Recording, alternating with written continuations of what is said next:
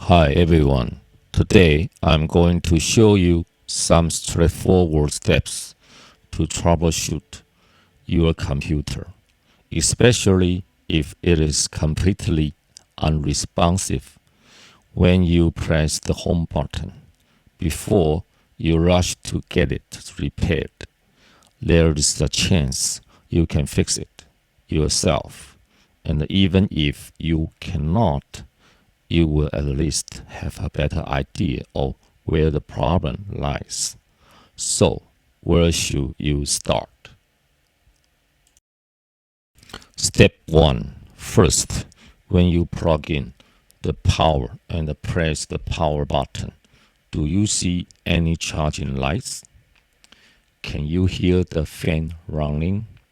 If there's absolutely no response, let's look at this diagram. The computer's EC or embedded controller isn't working. When this chip is functioning, the fan and LED lights should show some activity. This IC starts up even before the CPU, so it is not starting. It could be faulty, but more likely it's not receiving any power. This EC needs 5 volt and 3.3 volt to operate. Otherwise, it won't do anything. So we need to trace where the computer's 3 volt and 5 volt powers comes from. The primary source are, of course, the battery and the external power adapter. Therefore, we need to check both the external power adapter and the battery. If the computer still doesn't turn on with the external power connected, then in the second step, we will need to examine the battery's charging. Step 2. In this step, starting with the battery, take a look at the printed voltage information on it. It should probably say around 11.4 volt. It depends on the different battery brand have a different voltage. Using a multimeter, set it to the DC voltage setting. If you find that the battery voltage is 0, means it has absolutely no charge. There are two possibilities. The first is that the charger is faulty and cannot charge the battery. However, even with the faulty charger, the battery shouldn't be completely drained to 0. The second possibility is a short circuit somewhere in the system, causing the battery's charge to drain completely. So let us move to the step 3. We need to confirm if the charging cable is working. Luckily for me, my charger has an LED light that indicated it is functioning. But if your charger doesn't have this feature, how can you determine if it is the problem? The best way is to try a different one. Now I strongly advise against direct probing the inside of the charging port with a multimeter. As you can see here, the center of the positive pin and the surrounding area is the ground. If you touch both the positive and the ground, you could damage your charging cable. If you try another charger and find that the original one isn't the issue, then we need to measure the resistance at the battery connector's positive terminal. Set your multimeters to the resistance measurement setting. Press your probes on the ground and the positive terminal of the battery connector. Using the positive and the ground sides of the battery connector are separate. If you measure zero resistance on one side and the other side should typically show a resistance of around 500 ohm. If both sides show zero resistance, it indicates a short circuit. Now, if you measured a resistance of around 500 ohm at the positive terminal of the battery connector, that's a good sign. It suggests that the external power adapter should be able to charge the battery. To confirm this, switch your multimeter to the DC voltage measurement setting. Press your probes on the battery connector again. You should measure the voltage on the positive terminal. That's higher than the battery's rated voltage. Here we see 12.15 volt, which is indeed higher than the battery's 11.4 volt rating. This higher voltage indicates that the external power adapter is actively charging the battery. However, if you don't see this charging action, meaning the measured voltage isn't higher than the battery's rated voltage, then we need to investigate the charging chip to see if it is functioning correctly. Conversely, even if you do measure a voltage higher than the battery rating, we still need to check the charging chips. Why? Because the charging chip is also the source of the system voltage that powers the entire computer. If this chip is faulty, even if it can charge the battery, the system itself might still not be able to turn on. Let's assume your battery is good and the resistance measurement at the battery connector is normal. Now, in this fourth step, we will look at the charging IC. Where is the charging IC located? That is the big things. So, let's examine the motherboard. Under the heatsink, you will find the CPU and the GPU. Next to the CPU is the DRAM. There is relatively large ICs, but they are not what we are looking for right now. Some motherboards have DRAM in the form of the removable cards, allowing user to upgrade them. So DRAM can be in two forms. Just ignore these large chips for now. Apart from this, we see another chip that's also quite large. This is the EC, embedded controller, which controls the fan, LED lights, keyboard, and other items. We will leave that aside for now because we need to locate the 3.3 volt and the 5 volt power sources. Do you see this IC near the battery connector? It is smaller than the EC, but larger than most other ICs. I'm referring to chips with at least 20 pins in total. Of course, some other ICs might also be quite large, but there's a simple way to distinguish them. If an IC has fewer than 10 pins, it is not what we are looking for.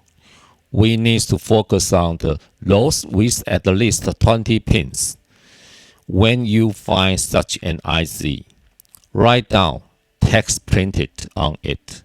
If it is too small to read, use your phone to take a picture and then zoom in.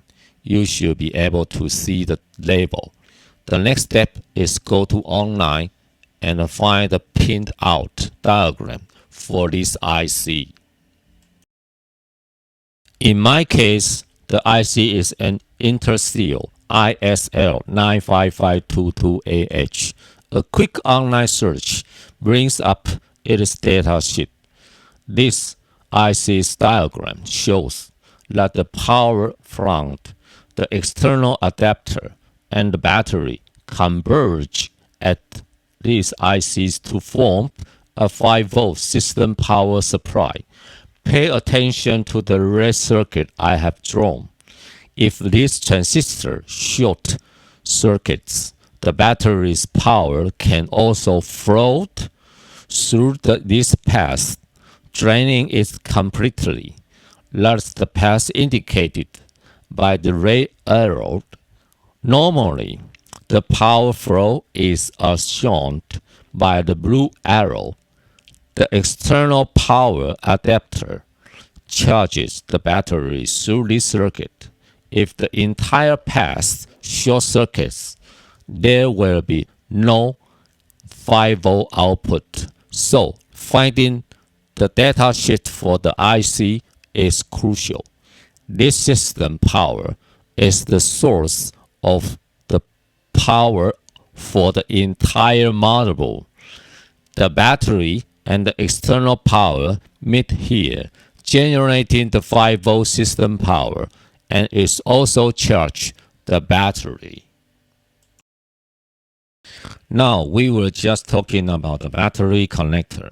If you use a multimeter to measure the resistance and find 0 ohms on both sides, that indicate a short circuit. At this point, it is crucial to identify and remove the faulty component. Causing the short. One way to do this,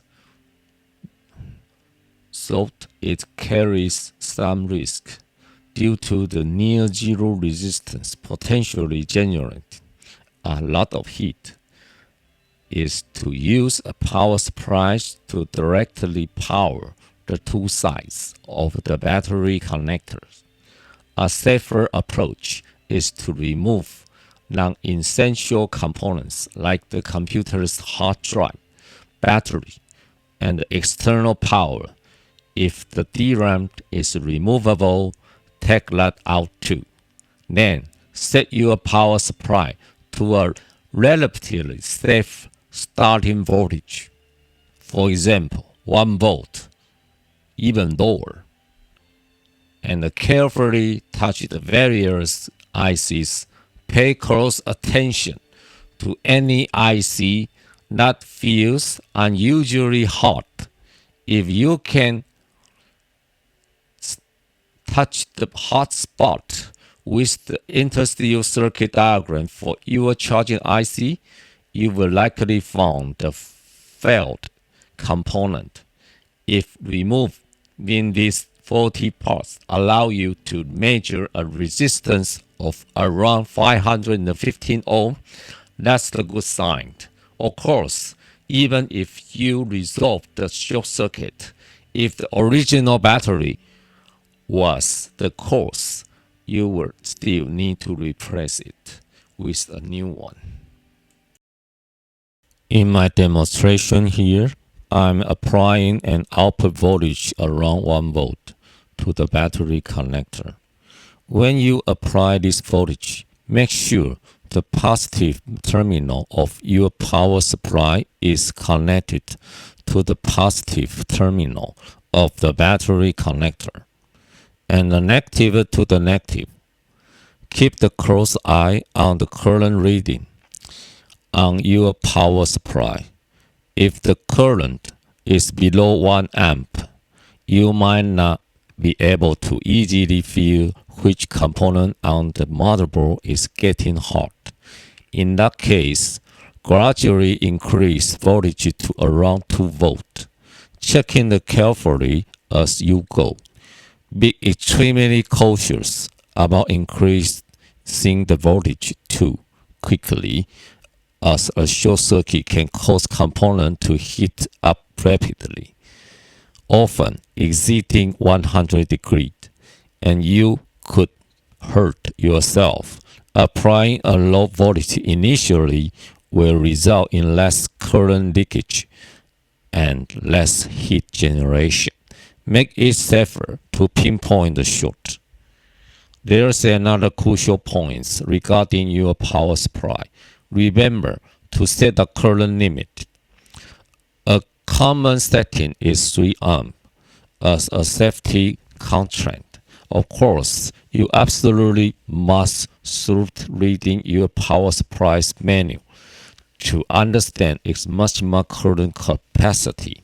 Supplying excessive current can also damage the motherboard. So, this step requires great care. The general approach is to increase voltage step by step, but limit yourself to the maximum of 3 volts.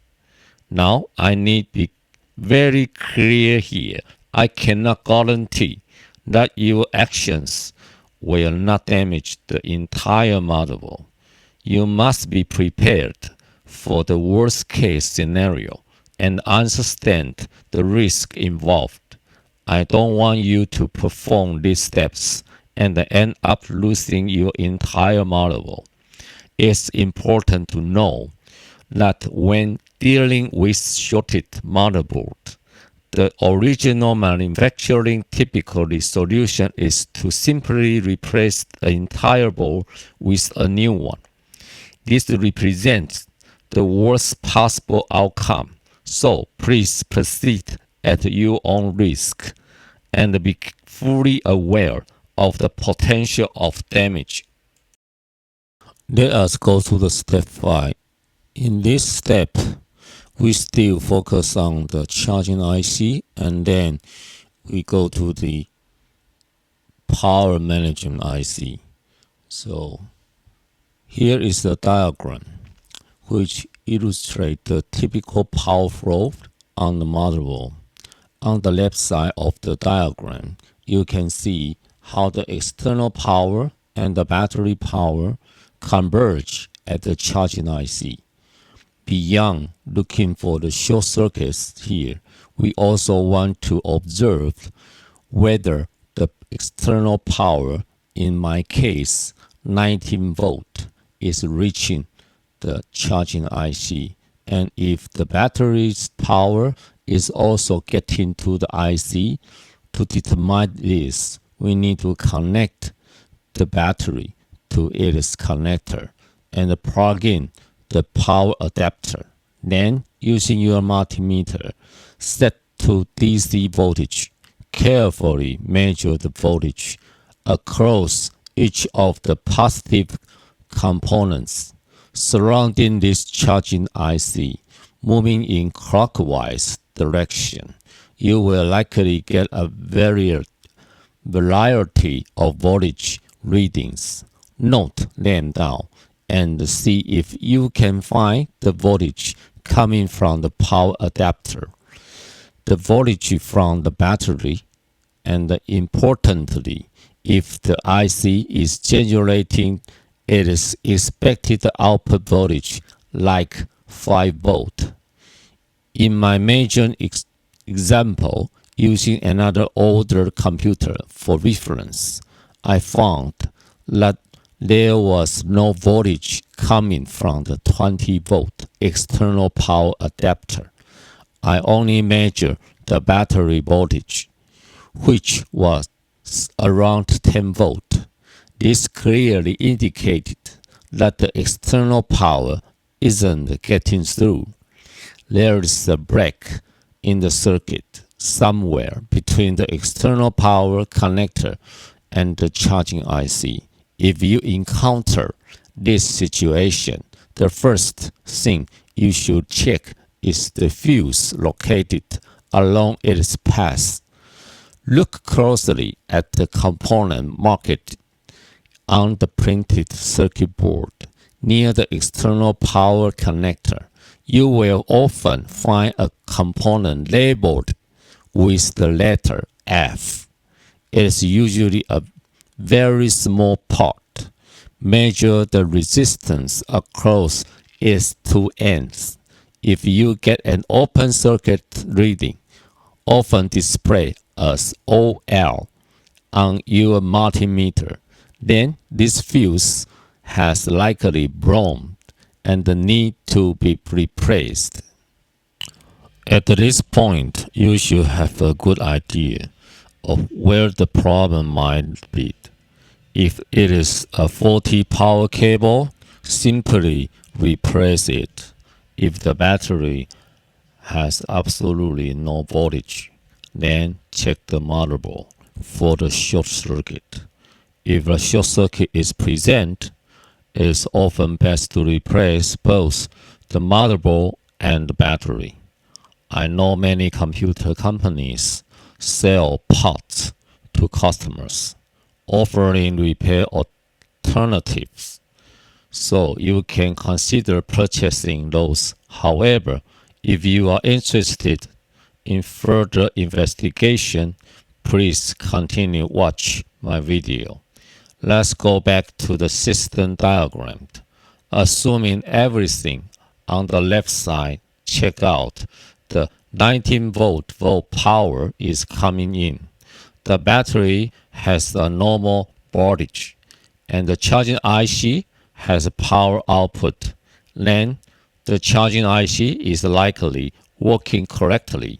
Now we need to focus on the right side, the power supply IC. There are usually several of these. You will need to locate them one by one. They are similar in size to the charging IC, with around 20 or more pins. Note down the marking printed on them and search online for their data sheets. You are looking for ICs that output 5V and 3V. All other voltages you might be measuring around the EC. You can either try to identify these ICs and find their datasets, or you can directly measure the passive component around the EC to see if there's 3V or 5V input. Both methods are viable. Here I have identified a power supply IC, and just like before, I have found its datasheet. It is outputting the voltage I need. I can also refer to the power on sequence diagram. You can usually find this online. Different CPUs have different power on sequences, and finding this diagram can be incredibly helpful. As long as the computer's EC is functioning correctly, the computer's charging lights and the fan should operate normally. This is the key indicator. If the EC is working, but the computer still doesn't power on, there's a significant chance that the CPU is faulty. A faulty CPU is like a broken brain, and this almost always replacing an entire motherboard. Some of you might wonder if a faulty GPU would be the problem. When a GPU fails, the screen will almost often display strips and other visual artifacts. Also, if you connect the computer to the external monitor, the problem usually disappears, indicating a GPU issue. The CPU failure I'm referring to here is a general term because modern CPU modules often include SRAM, PCH, platform controller hub, and the DRAM. If any of these components within the CPU module fail, even if the EC is fine, the computer won't boot. By using this video, you now have the ability to quickly pinpoint potential location of the problem instead of immediately giving up on the entire computer. This is the primary benefit I hope this video provided. You might not always be able to fix it yourself, but at least understanding the real issue will allow you to make an informed decision about your next steps. Wish you good luck with your repairs. Please subscribe and share as I will continue to upload helpful videos for your reference. Have a great day.